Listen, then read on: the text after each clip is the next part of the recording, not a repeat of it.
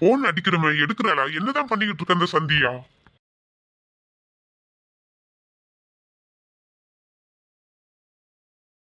Hello அபி, எப்படி இருக்காடி?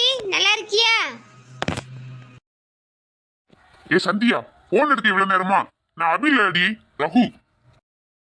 தெரியுது தெரியுது, சொல்லு அபி.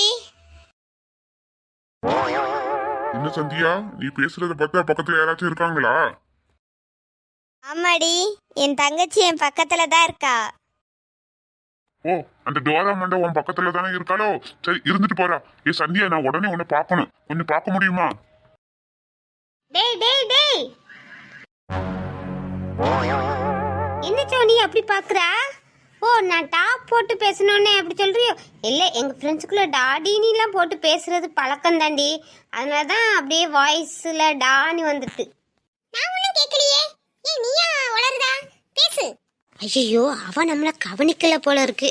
நம்ம தான் பயத்துல அவட்ட வளர பார்த்துருக்கோம்.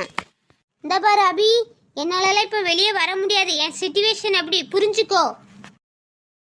ஏ சந்தியா, நம்ம கல்யாணத்தை பத்தி பேசலாம்டி. நேர்ல பார்த்தா நான் ஒரு குட் நியூஸ் சொல்லலான்னு பார்த்தேன். நம்ம கல்யாணத்தை பத்தி எங்க வீட்டுல பேசிட்டேன்டி.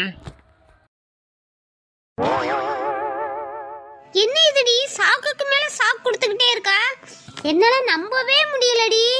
ஐயோ, உங்க வீட்ல என்னதான் சொன்னாங்க? ஏ சந்தியா, நீ என்ன பார்க்க வந்தா அப்படியே அணைச்சுக்கிட்டு இந்த விஷயத்த சொல்லலாம்னு நினைச்சேன். நீனா டேய், சரி சரி, கோவப்படாத. நான் எங்க வீட்டுல சொன்னேன், எல்லார் வீட மாதிரிதான் எதிர்ப்பு தான் இருந்தாலும் எனக்கு ஒரு நம்பிக்கை இருக்கு. எப்படியாச்சும் சம்மதிப்பாவ நீ. அதாண்டி உன்னை பார்க்க வந்திருக்கேன். ஏ அபி, நீ சொல்றத கேட்டா அப்படியே எனக்கு ஒரு குத்து டான்ஸ் போடணும் போல சந்தோஷமா இருக்குடி. எனக்கும் இந்த சந்தோஷத்துல உன்னை பார்த்து அப்படியே, ஆனா என்னால வர முடியலையே, என்ன பண்றது?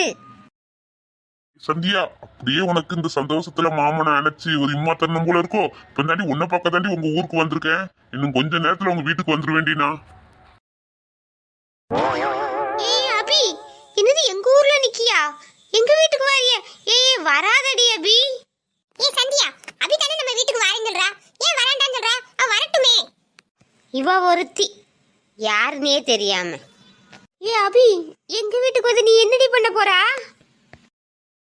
ஏண்டி சந்தியா, உங்க வீட்டுக்கு வந்து நம்ம ரெண்டு பேரும் ஓடி பிடிச்சா விளையாட முடியும்? உங்க அம்மா அப்பாவை பார்த்து பொண்ணு கேட்கலான்னு வரேன். அதாண்டி, நீ சீக்கிரம் வந்து மாப்பிள்ளை இவர் தானே உங்க அம்மா அப்பாட்ட அறிமுகப்படுத்துடி. அதுக்கப்புறம் நான் பேசிக்கிறேன். அதுக்குதான் வெயிட் பண்ணிக்கிட்டு இருக்கேன். சீக்கிரம் வா. ஏய், நீ வர்றதுனால ஏதாச்சும் ப்ராப்ளம் ஆயிர போகுதுடா. அதெல்லாம் ஒரு ப்ராப்ளம் வராது சந்தியா. எனக்கு உங்க வீட்டுக்கு தனியா வர்றதுக்கு தான் ஒரு மாதிரி இருக்கு. நீ வந்து கூப்பிட்டு என்ன அறிமுகப்படுத்தி உங்க வீட்டுல விட்டா நான் அதுக்கப்புறம் பொண்ணு கேட்டுருவேன். தனியா வந்து பொண்ணு கேட்க தான் கொஞ்சம் ஒரு மாதிரி இருக்கு. கொஞ்சம் ஹெல்ப் பண்ணு சந்தியா. உங்க வீட்டுக்குள்ள என்ன கூப்பிட்டு போறதுக்கு மட்டும் ஏதாச்சும் ஒரு ஹெல்ப் பண்ணு, இல்ல ஒரு ஐடியா பண்ணு. என்ன பண்ணலாம்? எப்படி உன்னை வீட்டுக்குள்ள கூட்டு வர்றது? ஏ ரகு, எனக்கு ஒரு ஐடியா தோணுதுடா. நான் சோனிய, நீ எந்த லொக்கேஷனில் இருக்கான்னு எனக்கு லொக்கேஷனை மட்டும் அனுப்பு. அந்த இடத்துக்கு நான் சோனியை கடைக்கு அனுப்புன மாதிரி அனுப்பிடுறேன். நீ அவட்ட எப்படியாச்சும் பேசி அவன் மூலம் வீட்டுக்குள்ளே வந்துரு. அவ சும்மாவே டென்ஷன் பார்த்துடி. அவ கூட நான் உன் வீட்டுக்கு வரேன்னு கூட்டு போனா கூட்டு வருவாளாடி.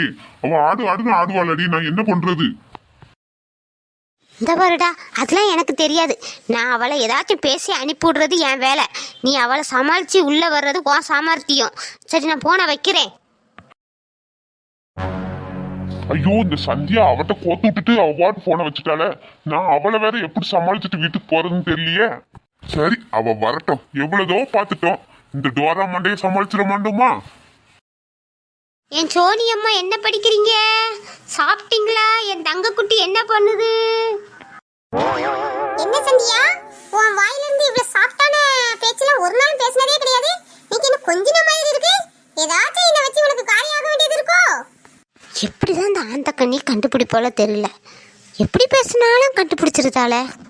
ஏய், அதெல்லாம் ஒன்றும் இல்லடி, நீ என் தங்கச்சி இல்ல. அதுதான் ஒரு பாசமா கூப்பிட்டேன். நீ எல்லாத்துக்கும் சந்தேகப்படுவா போ. ஏண்டி சந்தியா, உன்னை பத்தி எனக்கு தெரியாதா? உன் கூட எத்தனை வருஷம் நான் இருக்கிறேன். நீ எதுக்கு ஐஸ் வைப்பா, எதுக்கு குரலை ஒய்த்துவான்னு எல்லாம் எனக்கு தெரியும்டி. ஏதோ சொல்ல வாரா, என்னன்னு சொல்லு. ஏய் சோனி, எனக்கு முக்கியமான ஒரு பொருள் வேணும்டி. போய் கடையில் போய் வாங்கிட்டு வரியாடி? ஐயோ,